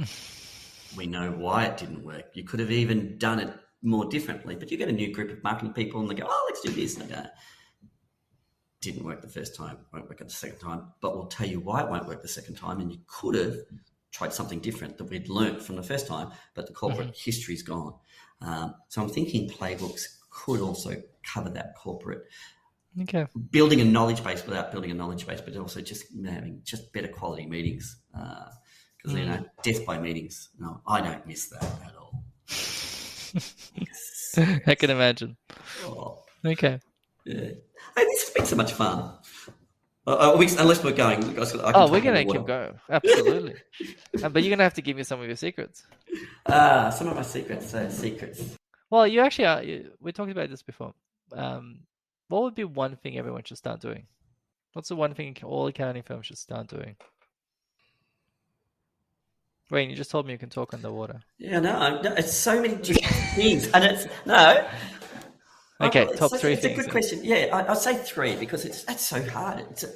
You know what I love? It's a great question, mate, because it is the type of question I would ask somebody else and expect them to answer. So it's putting me on the spot. So I'm going to do the cheats way. Yeah, I'll put three things. So one, get some sales training if you're You still haven't told me what that means. How do you get sales training? Where do you go? well, that's the problem. Yeah, there is no one doing sales training for this industry. I don't know why. They don't think it's glamorous. It's just not a glamorous thing because, and yet they always, like you say, think that it's all word of mouth. And the problem is, word of mouth is different to referrals.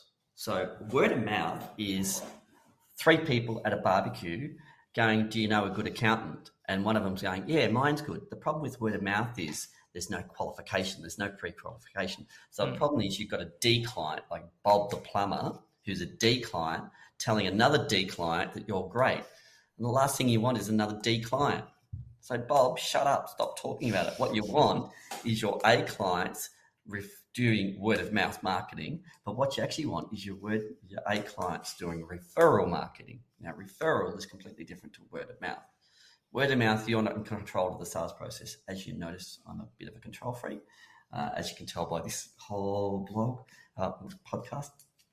Is I like to be in control of the sales process from end to end. This is why it constantly baffles me that people do stupid marketing things with some of these marketing firms where Such that as? same marketing is, I won't say the firms, but they just do the same shit. Like they'll outsource the same content and they'll do the same newsletters and they'll do the same thing. And I'm going, no, if I was, here's a classic. I'll give you something that's not to do with accounting, but it is. In a respect. So I'm doing a little passion project, and I can do passion projects. It's a little website called Baked with Love. So it's baked with xoxo.com. And she makes cakes. And she's just a friend. And so I just decided to build her a website. And then I went, wait a minute. So currently her sales methodology is she waits for the phone to ring. And I went, fuck that. That's not great. Now, yeah, we could do some Facebook marketing and all that, just fire the shotgun. And I went and did something different. I said, let's put you on LinkedIn. And she says, I do cakes. I went, don't worry, I'll sign you up for LinkedIn. So I signed her up for LinkedIn. She makes cakes in Brisbane, beautiful cakes. So baked with xoxo.com.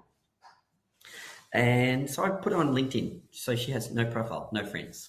She now has 250 of the top CEOs in Brisbane as her one-to-one LinkedIn connection. And I did that because she doesn't even know her logon, to be honest. And why? Because I sat there and I went, wow, I want to prove a point that I can get you connected to a CEO. And these are the top 500 CEOs, and I've done 250 so far. So we now have their email addresses, all of it, all their details, because we've got a one-to-one connection. Yep. And we're doing sales campaigns because these people have high net worth. They run large companies, so they'll want things like, so she's doing a COVID box at the moment, COVID relief box or something, that we're going to do a marketing campaign to all these CEOs to say, hey, have you thought about doing this and sending this to all your staff? So instead of waiting for the phone to ring, I make the phone ring. Yep. And does it work? Hell yeah. Okay. Very good. So, and that was just, and I wanted to just prove a point that I could connect in. She's a cake decorator connecting into the CEO of PHP. You try and get his email address. Oh, as a recruiter, I can easily get it. We have all the tools for it. Yeah, but as a recruiter, because you've got the tools. But a normal person, it's a you bit pay harder. a bucket load of money for that too. I did it for free. So her entire cost was zero on that as well, which is I love.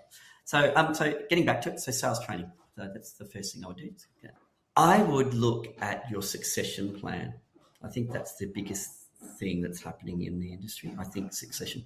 We've got a maturing workforce, so the average age of accountant. Now, this is a very old stat, very old. This is at least 6 years old, and 55% of partners in Australia were 55 and above.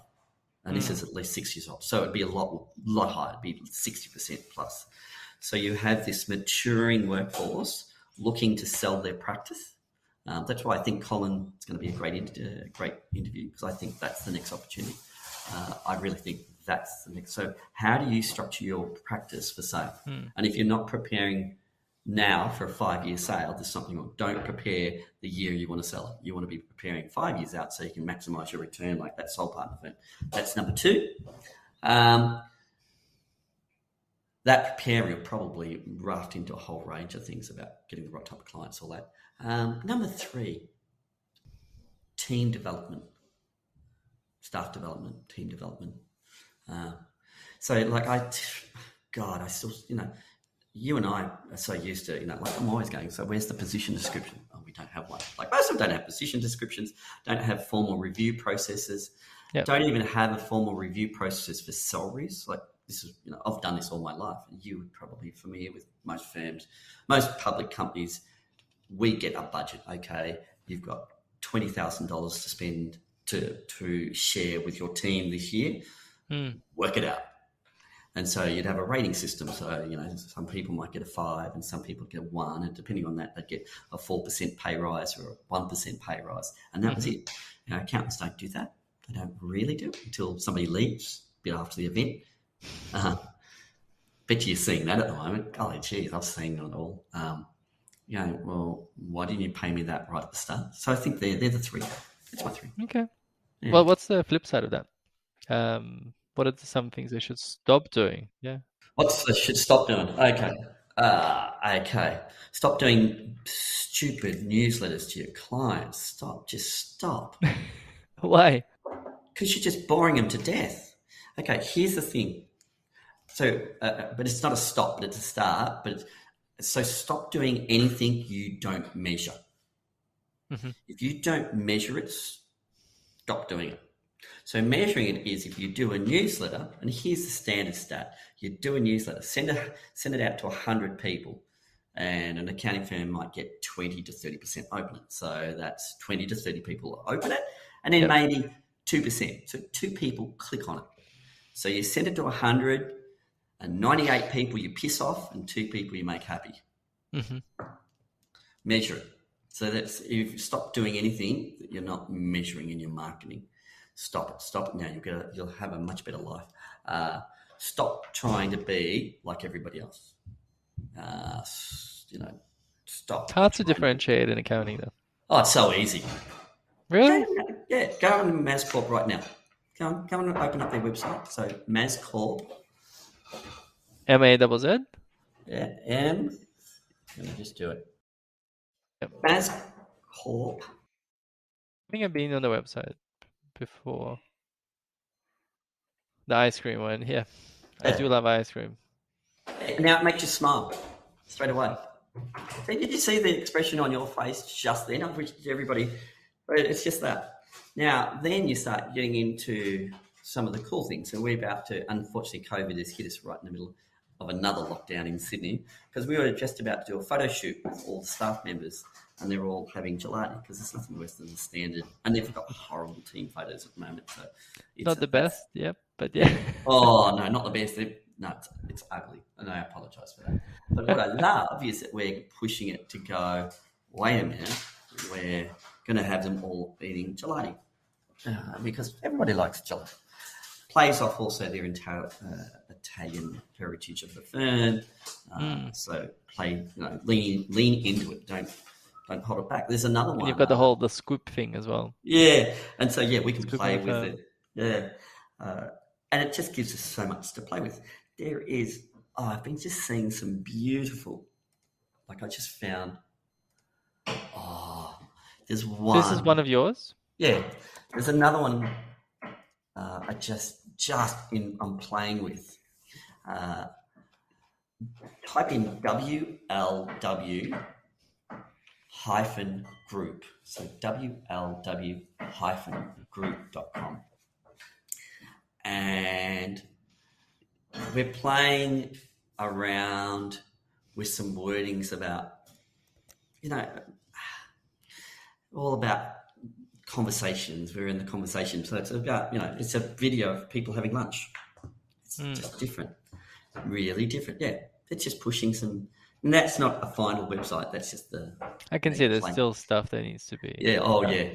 Oh yeah, that's being hit by the ugly stick at the moment. But that's what I do. So what we do is I always do my websites by together. Like I do it with the client. We'll sit there and go, no, that's ugly, Wayne. That is really ugly. Or I'll do my website and then we'll refresh it. Like Mazcorp's been a labour of love for a year. Same with all mine. I always change it but we're just trying to do, because one of the But how do you things get is... Mascop to grow? Like, how do you get them to double in size? Sure, you've got a nice website, but... So we have a sales methodology, sales strategy. We have a full sales strategy for that. So our sales strategy is, he said what clients. So we've gone then and said, these are a list of all the clients I want. We've listed... like an avatar of clients or specific clients? No, specific. That avatar, that's useless. Oh, God, that's marketing speak. See, this is when marketing's not aligned with sales. No, a prospect list is Bob Williams, BHP. We have 1,000 of those. We've said, I want that firm, that firm, that firm, that firm, that firm, that firm, that firm, that firm. We have 1,000 of them. That's his suspect database. And actually... How do you get that list though? Or how do you create a list like that? I swear, that's my IP, bagger off. But that's what we do, so we've listed down, these are 1,000, and it's actually a little bit more than that, because normally I like to work with 2,000 to get the numbers working. So I like to work with, okay, we need to build you a prospect database of at least 2,000 people. Okay, so what are the 2,000 people going to be? Who? And then I'll sit there going, okay, let's build that. So we build that, and then we start our marketing campaign. But remember, our marketing campaign is a switch campaign. So we do things like, if you're on the Mazcorp website, have a look at the last blog we've just done for them, which is something we're talking about, because they do a lot of giving forward. And so they've just done this interview with one of their I saw that, the business NGOs. training. Yeah, business training for people in Kenya. So different. Okay. One of the things I've been very conscious of is my feed in life is very white. My LinkedIn feed, my Facebook feed, my Twitter feed is very white. And I've gradually been trying to change the colour of my feed. And there's, why? Because it's very white. I don't see any black people on it. Is that why you got the picture on your website? It's a beautiful picture. It's very striking. I love that photo. Thank you. Yeah, it's just something to remind me that there's other people, like other colours in the world. And software vendors, I don't know if you know, there's a case about Facebook, deliberately giving you a white feed. If you're a white person, you get a white feed. And it's but it always creates an echo chamber right there. That's the problem with AI and algorithms, is it gives you an echo chamber. Yeah. And so that's why we're doing this. So he's been doing all these interviews with these people. We interviewed a lady, this one. So they've trained I'm just about to update that. It's not 250 million, it's 250,000. I was looking at that number as well. I'm like, that's a lot of... That's right. I was about to upload that before we did this recording. Because this is just live. This is brand new, that piece of content, brand new. So I noticed the typing mistake on that. But they've trained 250,000 people to be business people in Kenya, and it's just watch it later. You'll love it, because I get a feeling you'll love. This is a passion of mine, is when I'm getting onto this side of stuff. This is where I really love. So we've been doing some of these where we interviewed another lady by Consolata, and she runs an orphanage, and she's put through 8,000 children through her orphanage. Consolata. Watch it. It's just amazing. How would it help him get a new client? Because the type of clients we want are a larger size. Like when we're going at bigger firms that probably are a little bit more altruistic in their outlook on the world, not just so insular. Like a small business, I don't blame. You're just fighting to stay alive. If you're a business, once you've got 100 plus staff, you're a little bit more looking at altruistic, big picture things, or depending on your age. Like it's just myself and my wife working together. But we have a more altruistic version of life now, because I realise the value of my trinkets back in Australia is trinkets. trinket. Hmm. That trinket could do so much over here. What does your wife do now, by the way? Given that you've got your projects, what does she focus on? Well, she now has just officially, this is official news, she's just started to work with me because we've always worked together. So we worked together at MYOB. Yep. So that's how I met. We met at work. So I'm lazy. I shop at home. I shop at work. So we met What's at it been MYOB. like working together all these years? Because not everyone does it very well. Oh, I love it. I love it. I love it. And when it hasn't been good is when we haven't worked together. And so we didn't work together for the last 3 years. And we made the decision to just come back and work together because we just enjoy it so much working Why together. does it work for some couples and not for others? Oh, we have rules. So we have ground rules. Sally's right. I'm wrong. That's the first ground rule.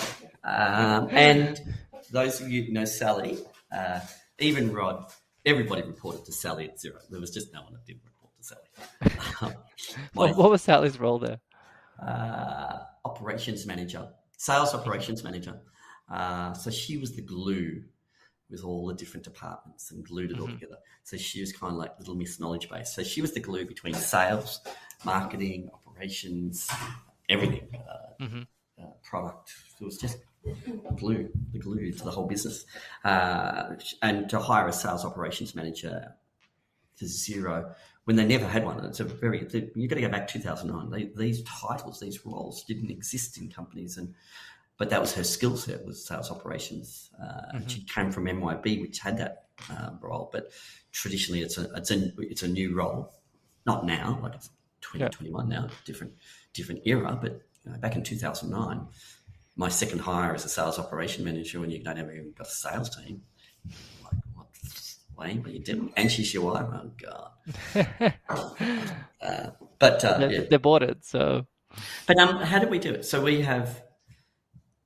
I don't know, because we've worked together. The rules tend to be we work. When we're not working, we don't talk about work. We just have a good understanding. Like we get,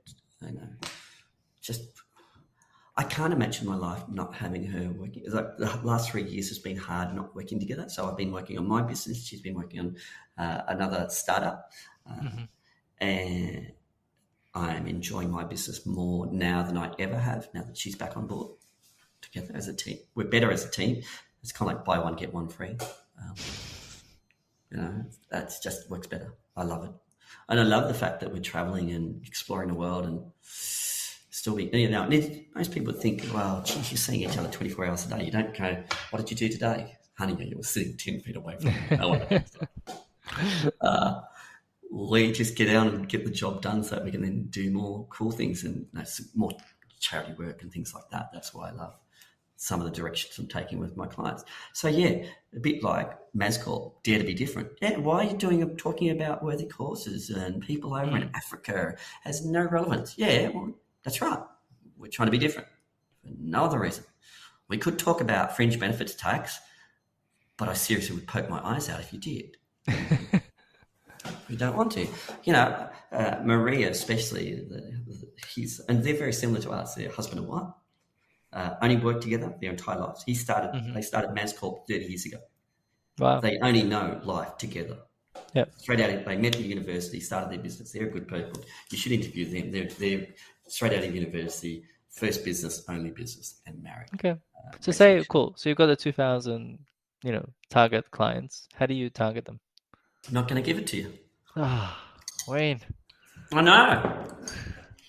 I love you're really good at sales because you won't let go. And that's being tenacious in sales because of the word no, all the time. You've got to phone 7 times just to get up, that meeting that they've actually asked you for in the first place. Right? What are there tools and tech that you recommend or that you get your clients to use? Yes, some of that I'll have to censor because it's part of my sales process. I'll give you one thing. I love LinkedIn. LinkedIn is I knew you would love it too. Like it's just. Well, you have to be on it for business, yeah. How is your approach different to other marketing gurus? Your MC Carters, your Rob Nixon. Yes, mine's very distinctly different because I come from a sales and marketing background. So at MYOB, before I became GM, I was head of marketing. So I'm a marketing person. I have internal conflicts with myself all the time because I'm a marketing person and a salespeople person. So I've run sales departments and I've ran marketing departments. Like normally the two hate each other. Like you Really? can't. Oh God, yeah. Haven't you been in I corporate don't. land? Well, I don't know. For me, they go hand in hand. Sales and marketing, like you just always put it Not together. when you go out for having drinks on a Friday night. The sales team will just piss all over the marketing team. I can tell you that now. The best thing I've ever done. So one of my fundamental philosophies when I was in marketing is marketing owns the sales number, and sales owns the sales number. They both own the same number.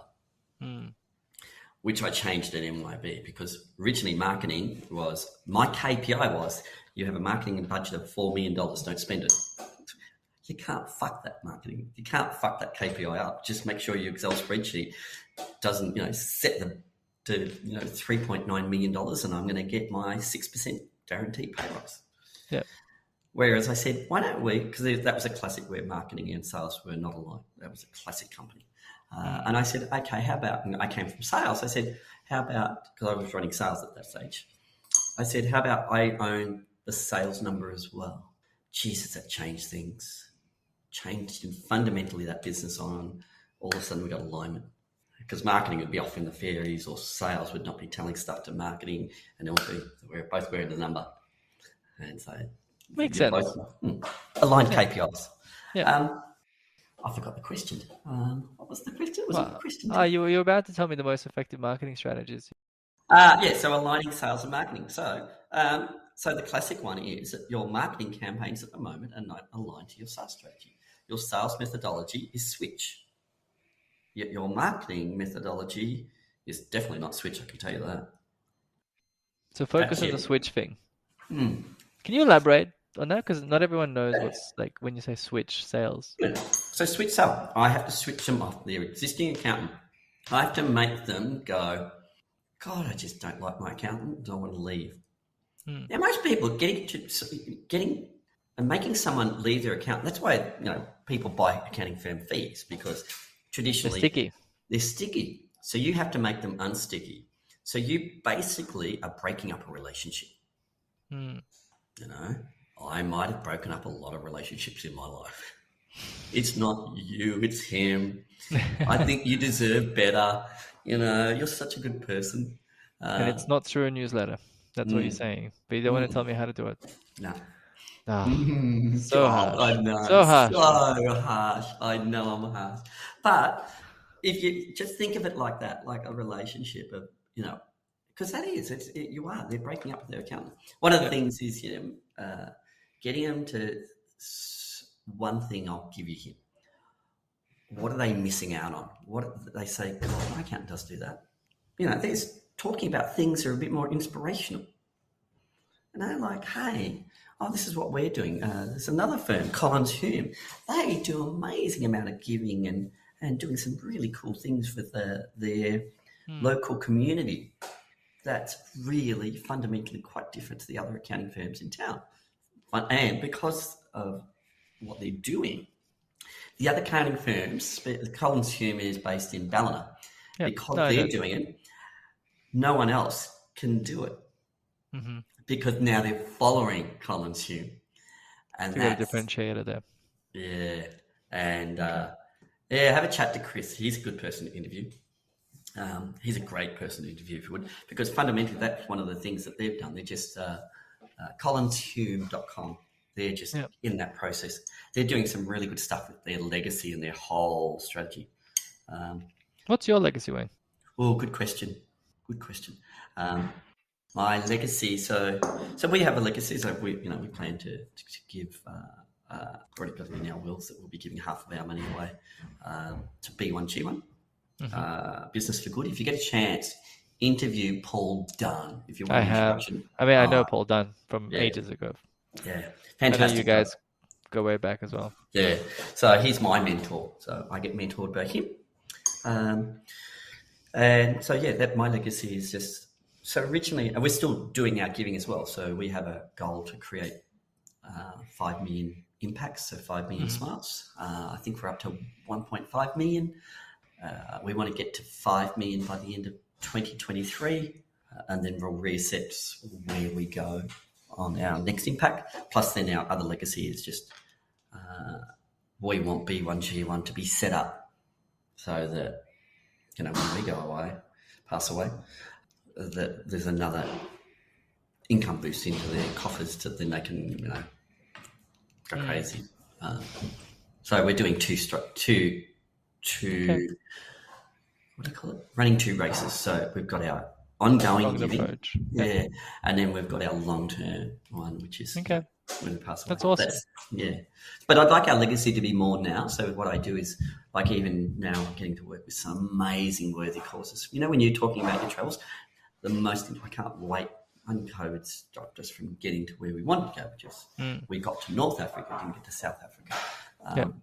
But our long-term aim is, that's why I know all these people that are doing stuff in Africa, is because I'm helping them with their marketing and their social media, because that's one little passion project on the side that I don't have to bill them, don't have to do anything. I can just, they're often blown away going, oh, look, hi, I'm Wayne. I'd like to help you with your marketing. Oh, we haven't got any money. No, I'm not charging you for all this. Actually, Wayne, sorry to interrupt you. We're going to start to wrap up, but there was one thing you mentioned before: social media outsourcing. You're very against that. Yes, shouldn't be outsourcing that. So you're saying an accounting partner should be doing it himself? Pick the platform. I'm very, very narrow. If you're a big accounting firm and you've got the time, the resources, and you want to play on Twitter, great. You're never going to get a client from Twitter. And somebody's going to come in and go, I got one client. No, I'm talking about real clients, just one random client. Twitter, no. That's just purely because you like to have a bit of a gossip. Cool. If you'd like to have a gossip, stay on it. Not going to get you clients. Facebook, never going to get you a client. LinkedIn, yes, be on it. If you're not on LinkedIn, you're just not in the game. Their Instagram, just purely shits and giggles. TikTok, shits and giggles. There's only really one platform you should be on, just LinkedIn. Everything else is just irrelevant, absolutely irrelevant. I'm a really strong believer in that. Really But should they be doing their own posts and all of that? Yeah, I teach all my accountants how to do it. It's not rocket science. Okay. But why not outsource it? Why not outsource making love to your wife? Because I enjoy it too much.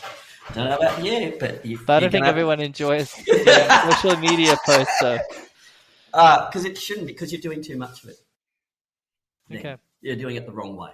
You're physically doing it the wrong way. It's like, why accountants do newsletters every week? Why the hell are you doing that? Always done it that way? Why are you doing it every month even? Only do it if you've got something to talk about that's of value. Of value. Because now the guide basically should be posting pretty much every day. Yeah. Nah.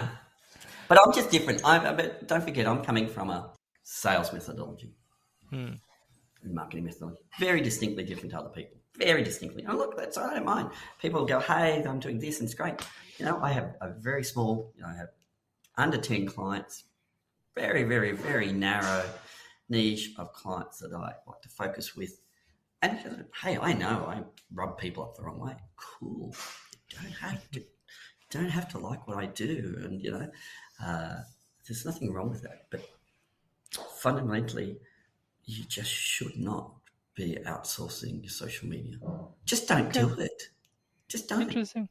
Yeah. Well, if you've outsourced it, why do it then if you've outsourced it? But they same generic messages. Oh God, don't you hate them? No, I totally get where you're coming from. Yeah. My wife is packing up. We're about to wrap because we've got to move. Yes. Moving. Well, we've got some rapid fire questions. What's your favorite quote? Favorite quote. Good question.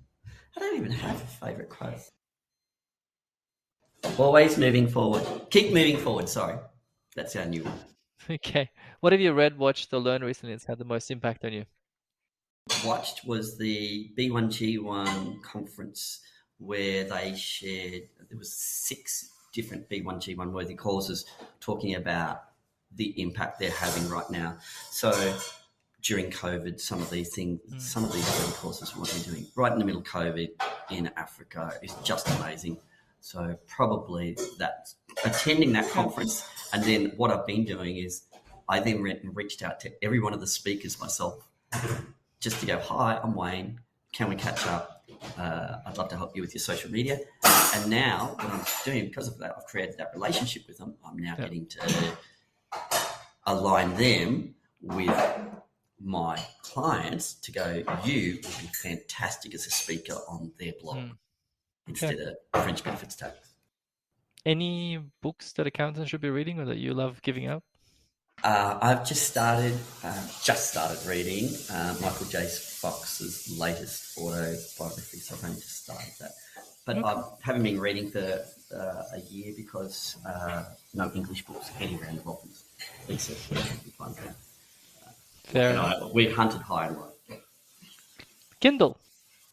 Yeah, I know, but the problem is that being unconnected. It's not the fundamentally the form factor of I still feel like I'm connected. Does that make sense? Yeah. Like I've got there's something about a book that is just fundamentally I'm not connected to my computer. So yes, I do have my iPad and all that, but And last question. If you were going to have a drink with someone, past or present, who would that be? What would you ask them? Sally, my wife. And no, I'm honest, actually. No, I love my wife, and I couldn't think of a better person, past or present. And what would I ask them? Where do you think we should visit next in the world? Which I'll probably do in about 2 hours' time when we do go and have a drink after this. Perfect. Wayne, thank you so much for your time. It's been an absolute pleasure. No, the pleasure. Can I just say the pleasure's all mine? Can I say thank you so much for doing these and organising these? Because it's hard doing this. It's not easy. Tell me about it. It's a lot of time. Appreciate that. And chasing me up. Good on you for chasing me and finding me, even phoning me up.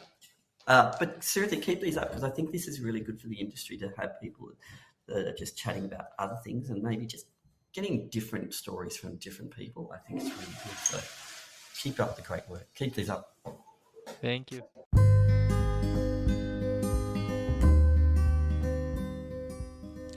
Thank you for tuning in and hope you enjoyed this episode. Please like our podcast and share it on LinkedIn, Facebook, Twitter, or wherever it is you hang out so more people can benefit from these speakers. Also, please subscribe on our website so you get all of our latest episodes. And if there's anything else I can help you with, or you have speakers you'd love to hear from, or some feedback about the current episode, please feel free to send an email to michael@recruitmentexpert.com.au. Until then, take care, and I look forward to connecting with you in the future.